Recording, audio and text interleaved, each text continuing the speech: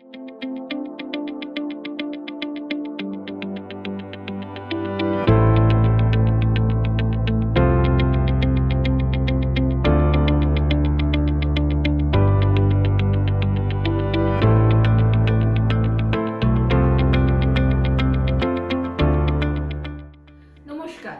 Doctor Sudeshna Saha, gynaecologist and obstetrician.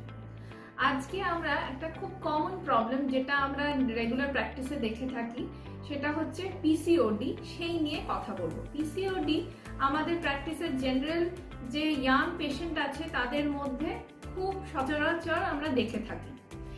PCOD কাদের বলবো, তার তিনটে ক্রাইটেরিয়া।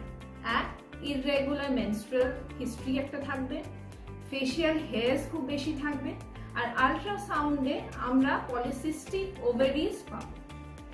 এবারে পিসিওডি ডায়াগনোসিস করার সময় আমাদের দেখতে হবে যে আমরা কি ধরনের আল্ট্রাসাউন্ড করছি।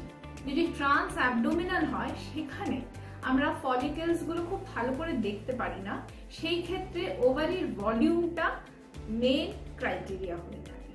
আর যদি ট্রান্স ভ্যাজাইনাল করছি, সেই ক্ষেত্রে আমরা ফলিকেলস গুলো ভালো করে দেখতে পাচ্ছি। প্রত্যেকটা ওভারিতে যদি 10 থেকে 12 বেশি ফলিকেলস থাকে, আমরা ডায়াগনোজ করব যে তার পলিসিস্টিক ওভারিজ আছে। অবশ্যই তার সঙ্গে তার ক্লিনিক্যাল সিমটমস থাকতে হবে। এবারে তাহলে কি উপায়, আমরা কি ট্রিটমেন্ট করব বা কিভাবে প্রিভেন্ট করব? পিসিওডি প্রিভেনশন বলুন, ট্রিটমেন্ট বলুন, একমাত্র উপায় হচ্ছে এক্সারসাইজ, এক্সারসাইজ এন্ড এক্সারসাইজ। আর তার সাথে কার্বোহাইড্রেট লেস ডায়েট, অর্থাৎ ভাত, মিষ্টি, fried items, junk foods, online foods, chow mein, biryani, এগুলো সব বর্জন করতে হবে, অ্যাটলিস্ট কমাতে হবে। আশা করি এই ছোট ছোট তথ্যগুলো আপনাদের হেল্প করবে। নমস্কার।